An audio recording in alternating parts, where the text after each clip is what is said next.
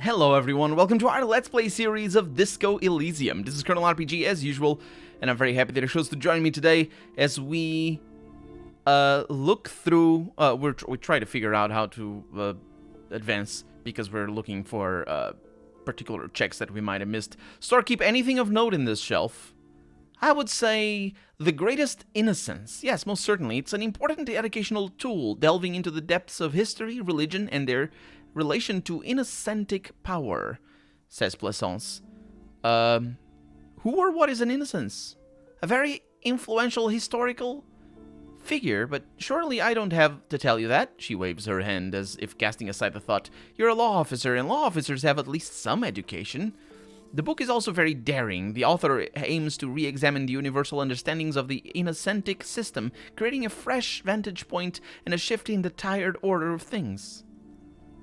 So you recommend it? Certainly. It's prudent for a person to have at least an elementary understanding of history and society. Imagine the chaos we'd be in otherwise. You feel like you should get this one, says our Inland Empire. Definitely. It's important somehow. There's something personal inside. Okay. It's an easy success as well. I'm interested in the Greatest Innocence book. A true cultural touchstone, she nods. Enjoy the read. Well, that's good. Because last episode we got a book, and we have this. The Greatest Innocence. Quote, the greatest, well, I guess innocence. It's not written as you would think it would be written. So it's an Inosh sense, or something. By João Paulo. Actually, that's a mixture of Portuguese and Spanish names. And that doesn't have a tilde. So it might even be a mixture of Portuguese and Spanish and English names. Or, anyway, it's weird. It's just, I don't understand why it's like this. I think the writers just don't know the distinction, as we have seen before. Anyway, João Paulo Solomão Lopes do Fogo. That's how it would be in Portuguese, and I'm just going to go with that. The book is large and heavy. Let's crack this immense tome open. Browsing through the various chapters, you try and spending a bunch of time, you try your best to understand the ceaseless overflow, the sprawl of names, dates, places, events, historical. Interesting, not historical events. Most of it ends up as a twisted mass of facts inside your brain. Your educational survey is done. Did you catch any of that? No? Oh well, it's pub quiz time. Let's see what you've learned. This might take a few minutes. Are you ready? Sure, why not? That's the spirit. Here we go. Question 1. Who was the first innocence? Dolores Day? Incorrect. Dolores Day was the innocence of humanism. And actually written differently.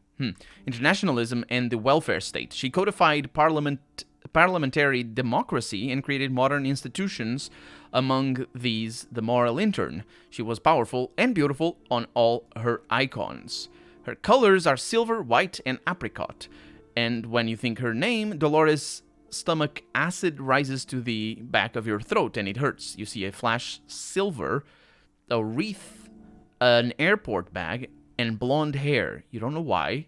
And another choice, perhaps. Steer clear of this one. There's something terrible about this one, says our Inland Empire. Yeah, Dolores is just a normal woman's name. It isn't even a Latin word. So they being the of God, meaning of God in Latin. Yeah, it also could be a Portuguese name, Dolores. It's pronounced differently from Spanish, although I'm not pronouncing it properly in Spanish. And I'm pronouncing it with the European accent for European Portuguese. I say accent, it's not correct. I grew up thinking of just Brazilian Portuguese as just being a different accent with just some changes here and there. That's not true. That's not correct. Brazilian Portuguese and European Portuguese are two different languages for all means and purposes. So it's not an accent. It's just how you pronounce it. If you wanted to say this Dolores, that would be or closer to a Brazilian Portuguese name than it would be from the European Portuguese. I'm gonna go for it, obviously. It's fine. A strange sensation of loss when she left the earth, the dust and the ice and the humans. That is unimportant to the quiz. Stop thinking about this. Yes, the quiz is impersonal, says The Greatest Innocence. The book does. No need to rouse sensations in yourself. Oh, I don't. It's not the time for that. In yourself at the mention of Dolores Day. Who was the first Innocence? She wasn't Dolores Day, or it wasn't Dolores Day. The Pernicarnassian is. I have never heard that. Sola sounds vaguely familiar. It is incorrect, though. Sola was anointed during the previous century and even lived to see the current one. She was an urban planner who spoke her mind and largely left history to its own devices, encouraging people to excel on their own rather than prescribing to a deified model of history. She's often called an anti-innocence. She was an urban planner. Sola resigned after an assassination attempt by a Yugo nationalist who blamed her for not taking the side of the left during the turn of the century revolutions. Innocences don't usually resign. Oh, that's what an innocence is. It's a role. That makes more sense, I suppose. Care to try again? Yeah, the Pernicarnassian, I suppose. Correct! Nothing much is known about him. It's not even clear that he was a he, but, so I suppose we should say they. Anyway, but Franco Negro, and I've talked about this before, I don't actually know what that is, or what it means. And apparently it's a name, presumed as such, and called him Pious. That's his name, Pious. His depicted as a young man with molten gold pouring out of his mouth. All he spoke was gold. It said he invented God and the inequality of men before God. He also introduced the gold standard as a way for measuring that love. As the first Innocence, he declared that there should be more of those like him. It is presumed his disciples were the beginning of the Holy Party, the founding party. Question number 2: who was the strongest Innocence? And it just keeps there. It's a typo. I mean, I feel the pain of the writer for sure, because I have the same problem figuring out if you should have an S or a C. In English, it doesn't work quite the same because English doesn't have two S's. I'm assuming Latvian does, or whoever wrote this. Portuguese does, because two S's is always the S sound rather than the Z sound, which you'd see in this if you only had one S. For example, it would be inocence in Portuguese. But the trick here, for me anyway, is to always think of the S after the N. That's how it goes all the time. You never have an NCE unless it's rare, and you'd know it from visually unless you have dyslexia or something, in which case visual memory might not be a good way for you to remember things. But then again, dyslexia isn't about remembering things, or rather, the mistakes you make as a dyslexic wouldn't be about remembering. You know how to write it, you're dyslexic, that's how it goes. But that word, though, doesn't seem like a dyslexic problem. It's a mistake. Easy, says our encyclopedia. Everybody knows the answer to this. You, me, anybody, says the encyclopedia. Do you? Can you tell me, though? Doesn't sound too familiar to me. Shoot me a hint, come on. An innocence, says our encyclopedia, is the highest category of historical personage in the world, a literal personification of history. Traditionally, and an innocence, when anointed, assumes the supreme role over the Occident, or the known world in general, at least the parts that matter. Okay, very interesting, but that doesn't help me answer the question. I can do better. Okay, so commonly, an innocence does not enforce his or their power through military power. This is seen as unnecessary. The innocence wins because an innocence can't help but win, for their deeds are inevitabilities. And it's weird that sometimes it uses they and sometimes it doesn't. Anyway, did this help? No. Damn. Okay, so we have Vesper Messina, Franco Negro, but that would be an historian, the most powerful one. I would guess Franco Negro probably, although Dolores Day was not an innocence, so we know that much. Let's go with Franco Negro over here. Correct, named the innocence of militarism. He codified hereditary rule, but at the same time ended serfdom and established the Inter-Isolari Real as the global reserve currency. Yeah. Oh, is that? No. Reserve currency? No. I've read about this. I don't know what this means, though. There's a type of currency. There's a distinction between fiduciary currency, I think it's called, and for example, gold coins. So you can use gold as currency, or you can use debt as currency. I think it is. That's the distinction. Reserve currency doesn't mean either of those. That's just a different. That's just a name. I'm not actually sure what it means. But there is a marked distinction between what we have today in our real world and what we had when gold was, or any metals really, were used as a as currency. Now, it's important to understand that it is still currency, and as such, it's not real value. Gold didn't and doesn't have real value. It's still agreed. I mean, it can have real value. You can use it for things, but it is agreed. It's sort of like a societal construct. So it could be anything else. The gold just has an historical value, or rather historically has value because of its rarity, but it's not actually a rare, or not nearly as rare as its value makes it seem. There's a lot of rarer materials that are cheaper than gold. It's just, that's how currency works. And it's how our currency, like, dollars or euros or whatever, that's how it works as well. It's not about rarity because everybody has money. It's still worth what it is. It's just... It works differently because it's not grounded on the ownership of a finite resource, as gold would be, as gold coins, for example, or any other metal, really, but rather grounded on an agreed-upon amount of debt, because that's what currency is. At the end of the day, it's debt. It's like the state or whoever coins the currency giving you a check, and you just trade around checks for €1 or for €10 or whatever. Excuse me. So that, I don't think that's what it is over here. It is also interesting that Franco Negro here ended serfdom, which is interesting because serfdom sort of ended after. I'm not sure what countries were more involved in the ending of serfdom, but it ended basically with the uprising of the serfs after the Black Plague in the, I want to say 1600s? Was the Black Plague in the 1600s? Maybe it was later, but it was a whole movement, and it's kind of complicated. It's really complicated to understand that to understand it in those terms, because it's so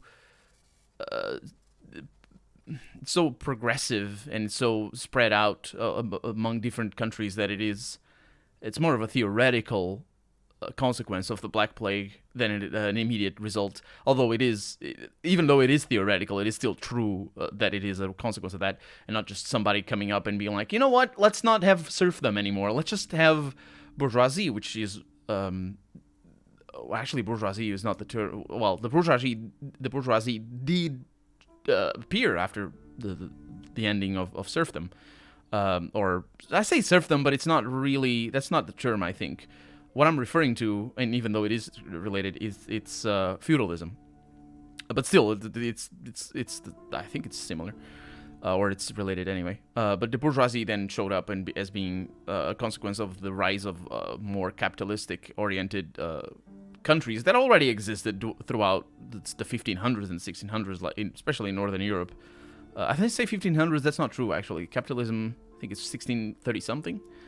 In like, I don't remember the name of the countries because all those were different from countries these days. But it's like the Netherlands, and around there were some city-states and some small countries that made up things for stocks and stuff like that, and just as a way of creating riches and balancing the economy. And of course, things evolved after that. But the bourgeoisie, as being basically I've always learned of the bourgeoisie as a class as being the nouveau rich. But I think that's more because here in Portugal, historically, they were always seen like that. The nobility had a very strong hold on the economy in Portugal throughout the entire modern age and into the contemporary age. and that would be from 1500s to the 1900s even. And it was only until the late 1800s here in Portugal that the nobility just started losing real grip. Also with the pressure from outside, but the fact that Portugal was an imperialistic country, and that just really allowed the nobility to maintain a hold, whereas other empires really allow the bourgeoisie to take rule, which is sort of a very... I'm saying this because now I'm thinking of that comparison, but I don't remember reading it anywhere of that, how Portugal is a markedly different type of empire, really. Although I'm sure my knowledge is just spotty enough that I might be understanding it wrongly, basically. But yeah, our empire, the Portuguese Empire, was always very nobility oriented, and just sort of, the state. And that's probably the reason why we, like, for example, in India, we had some... I say we, I mean Portugal, had some holdouts, some strongholds, up until very late, actually. And I think they were later sold to the British Empire. But they were just little forts here and there. I think there's like a couple of cities, or 3 cities specific, but maybe more. And even in the Far East of Asia, the same is said, like Macau, for example. I think we had a stronghold in Indonesia. We had definitely Timor. I don't know why I'm talking about this. But anyway, the point is, it wasn't a person. And here in the setting, it was a person that ended serfdom. I ramble about all the things, my god. Franco Negro attempted to solve the rising tensions between the aristocracy and the bourgeoisie by building a unified society in which these tensions are sort of what I'm talking about here. And they were definitely felt here in Portugal, although with more localized results than necessarily throughout the empire. But yeah, by building a unified society in which every man has a place and a mission, but at the same time may rise to nobility provided on the strength of his virtue.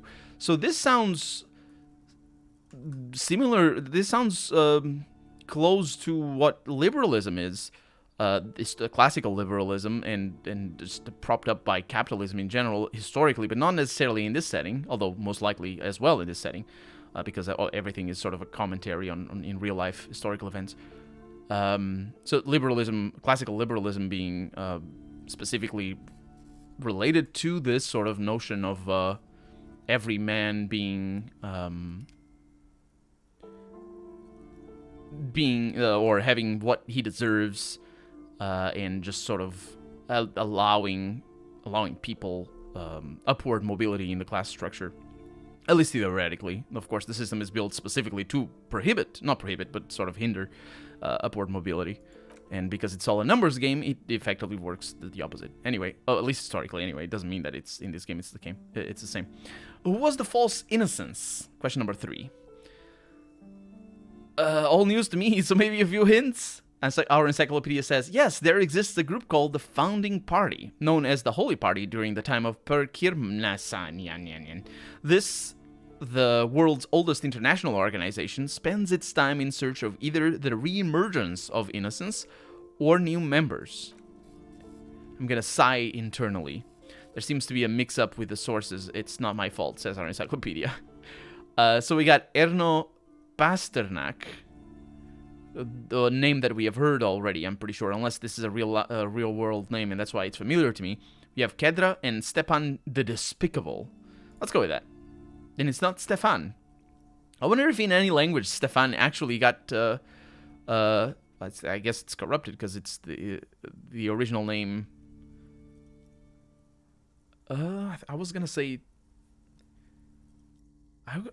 it's French, and it's definitely Stefan in French, but it might come from somewhere else as well, and the common root might be with a P for some reason. Incorrect. Stepan the Despicable, regent of Kedra, was a ruler who conquered the known world during the Kedriatic conquest, instead of the despotic Erno Pasternak. Would you try again? Yeah, Erno Pasternak, because Kedra is a country, apparently. Correct! There have been a number of counter or false innocences, some assumed to have innocent equalities, some who just thought them to themselves. They just thought to themselves that they were innocents, I suppose. Occasionally, they have the support of a faction inside the ecclesiastic organization, and accusations of foul play have arisen.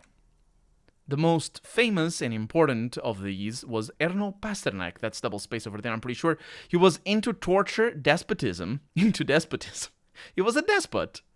Yeah, didn't you say that he was a despot? The despotic, I suppose. It's still despot. Hymns, cannons, and world conquest, but got defeated and humiliated by Stepan the Despicable of Kedra. Final stretch, you've come so far and learned so much, but in the end it didn't even matter. This is the most important one. Question number 4, who was the greatest innocence, the most important of them all, the most precious to humankind? You sound confident. Go right ahead. A hint would come in handy. Let's do this. Of course, says our encyclopedia. This is my thing, the reason I exist in the world. The correct answer is Franco Negro. You're absolutely certain of this? 0 doubts.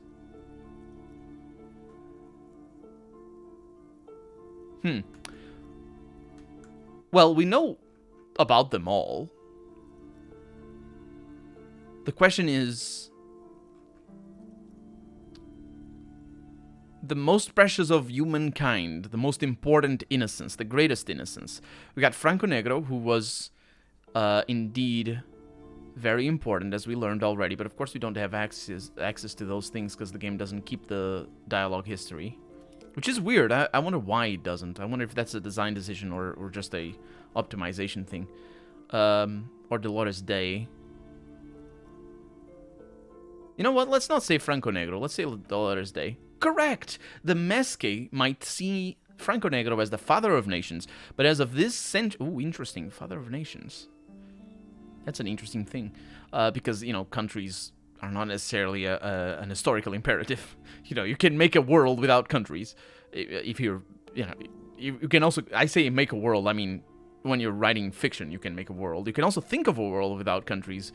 And so in this setting, maybe there were no nations before, although countries and nations are two different distinct things, but they are often confluenced into the same thing whenever we're talking about this stuff. But anyway, Franco Negro as the father of nations, but as of this century, there has been a great shift in attitude. Dolores Day has become widely regarded as the greatest innocence, a most radical change to the whole fabric of the world. Everything from interisolati travel to the connected world, to three consecutive scientific revolutions can be traced back to her. Every decade that passes, she seems less human somehow, and more beautiful. It's interesting that the book focuses on how beautiful she is or was. Congratulations on finishing the test. The results and your subsequent grade have been calculated. You get a C. Vaguely passable. A solid effort with nothing much else to show. Nice going, mediocrity man. You would have done better if you just left Dolores Day for the end. Dial the Dolores Day down a bit, says our Inland Empire. Damn you, you arrogant book! The lieutenant is jolted awake by your furious cursing. What's going on with you? Thinks it's so smart, goddamn. Okay. The lieutenant stares at you, his visage unflinching. You are shouting at an inanimate object like a real weirdo. Like I do every day. No wonder you seem to have trouble with the right answers. Man, something's weird about this book, says our horrific necktie.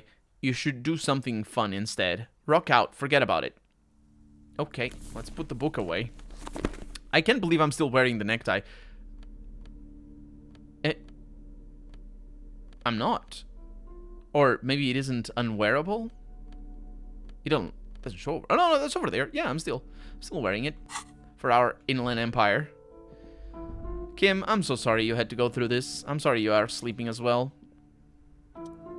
You know what? This game really should have a system where you can, where you could just eat. Just be like, you know, it's about time we go for lunch. Let's go and do that, and then we'd sit down and just have a nice quiet time with Kim, or maybe have a chat with Kim over burgers or something. I don't know. Shelves filled to the brim with crime novels. Storekeep, what's all this crime fiction? Oh, crime, robberies, murders. She lowers her voice. Even sexual crimes. We're fortunate to have Dick Mullen and his stories to sort all that out. You're a police officer, apparently. You should buy all of these. They really do teach a person how to be a proper detective. Our logic says, note, reading about Dick Mullen will not actually make you a better detective. I figured it wouldn't. But we can do this, hopefully. Yeah, we can just do that. Let's not do that. Let's not do that thing. Anyway, let's look at, well, actually, we're out of time for the day, so we'll look at our thing in the next episode. For right now, I'm Colonel RPG, and this has been Disco Elysium. I really hope you've enjoyed it, and if you did, go ahead and leave a comment, like the video if you want to see the next episode come out sooner rather than later, but above all, thank you so much for watching, and I hope I'll see you next episode. Bye-bye.